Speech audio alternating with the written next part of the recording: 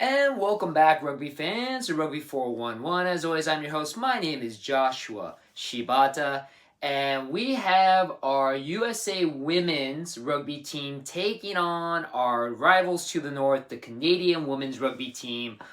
This is our match preview. It is the final match before the USA women take that trip to England in preparation for the Rugby World Cup for the women's, the 2025 edition. Very, very exciting times if you are a women's rugby fan. If you're a rugby fan in general, women, men, does not matter. Rugby World Cup is always a fun, exciting time. So this is going to be the final prep match for the USA Women's, and they got their work cut out for them, going against a team as strong as the Canadian Women's. As you see right here, USA Women's currently ranked number 10. Canadian Women's rank number 2. Just a nitty gritty. This is going to be happening this Friday, August 1st, 4 p.m. Pacific Standard Time is the kickoff, taking place in Ottawa, Canada, TD Place. And of course, you can watch it if you're in the United States, Paramount Plus. Paramount Plus, great deal, guys. I know some people are still a little upset about having to pay to watch for the men's and women's rugby matches, but Paramount Plus has a great deal going on. The first 2 months, 99 cents each. You can cancel after those 2 months. Now, granted, you won't be able to watch a lot of rugby. I mean, some of the Rugby Women's World Cup will be still going on. I know that most of the Rugby Sevens matches will be there. I don't know if all of the Rugby Women's World Cup will be on Paramount Plus. I know for sure the Women's USA matches will be, but still, you can get a lot of great rugby on Paramount Plus. But again, you can cancel anytime.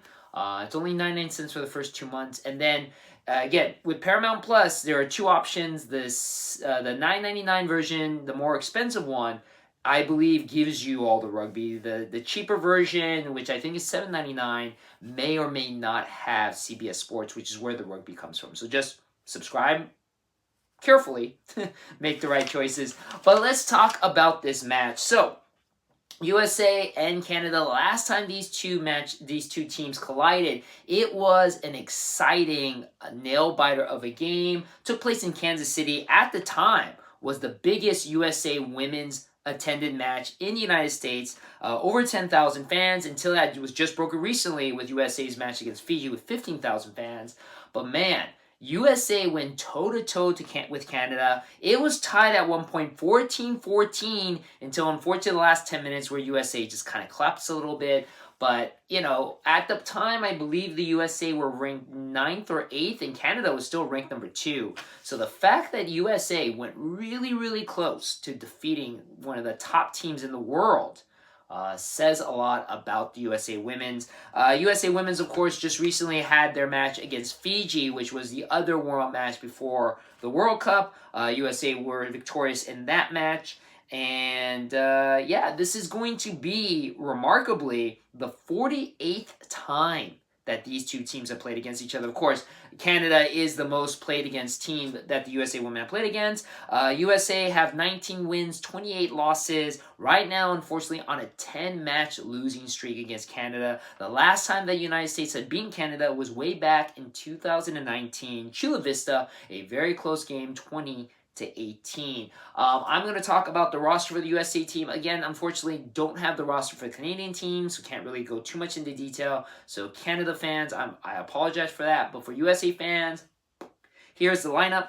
Head coach Sione Fukufuka has put up pretty much a very similar lineup to the one that played against Fiji. A couple of people coming off of the reserve list. Remember, we talked about the traveling reserve members. I believe Sione Fukufuka is just kind of giving everybody a little bit of a chance to warm up before really focusing on the core group that's going to be playing in the Rugby World Cup matches. So let's go over this.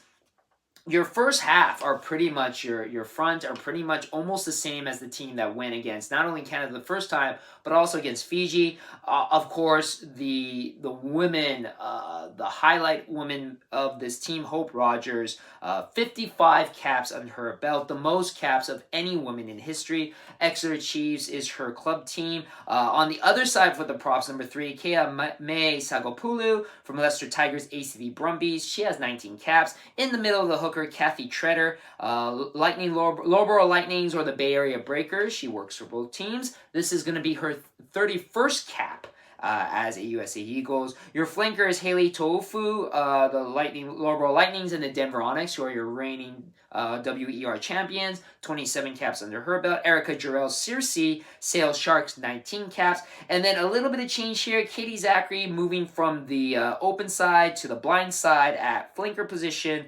Captain again, Ealing Trailfinders, 45 caps under her belt. I believe by the time the Rugby World Cup will end, she will hit that elusive 50 mark. On the other side of the flanker position, Georgie Paris Redding coming off of the bench to start at number 7, Sale Sharks, 15 caps under her belt. Freda Taufu, one of the reserve players coming into this match at the number 8. She is still in college, Lindenwood Lions, 13 caps. And then we do have a change with the number 9, the scrum half, Cass Bargell, coming off of the bench. Boston Banshees, only 8 caps under her belt. And then Mackenzie Hawkins is your fly half, Denver Onyx, 25 caps. Lottie Sharps also coming off of the reserve list at the winger on one side. Saracens, 18 caps. And then your centers, 2 dynamic players. Olive Kelter, she had an amazing, you got to see it. Watch the match against Canada. She had this beautiful interception, 80-meter try to go against Canada, tie it up at 14-14. Loughborough Lightnings, Bay Area Breakers, 29 caps under her belt. And then, of course, we have Ilona Mar on the other side in the center, the outside center.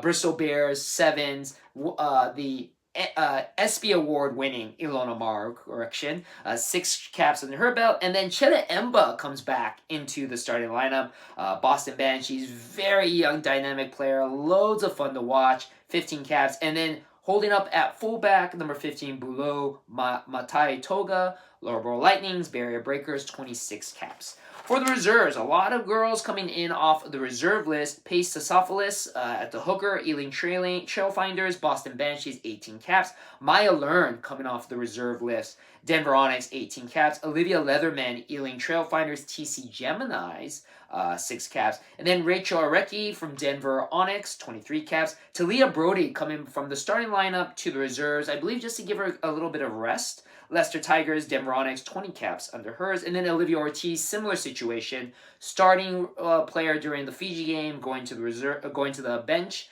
Olivia Ortiz, Sale Sharks, 26 caps. Coming off of the reserve list into the reserves, Emily Henrich, Leicester Tigers, Boston Banshee. She's a center backup, 24 caps. And then Sarai Ibarra, one of the young players. She just had her first cap playing against Fiji. This will be, of course, her second cap if she comes off of the reserve bench. Sevens player for USA. She is a winger and fullback. And that is our lineup. So, again, I feel USA Women's, this will be a great, great test for them. The Canadian team, again, a very, very formidable team.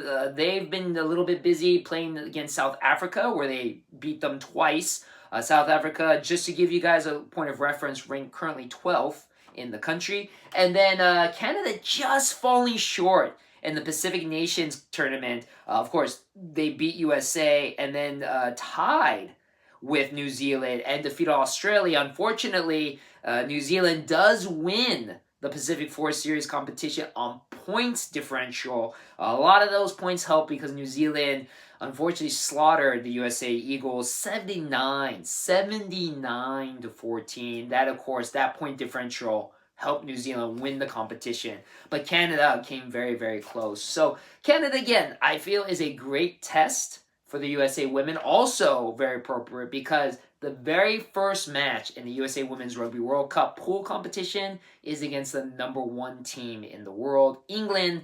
In England is where the Rugby World Cup will be. So yes, I feel this match will be a great, great primer for USA women. Their last chance to really practice and get some reps in before the big showdown in England. So again, just a reminder, this is going to happen Friday, August 1st, 4 p.m. Pacific Standard Time kickoff. Paramount Plus if you're in the United States. Rugby Pass internationally around the world. I unfortunately will not be live watching this match just because of work. But no reason not to support your USA Eagles women. And again, I hope everybody does catch the Rugby World Cup that will start August 22nd.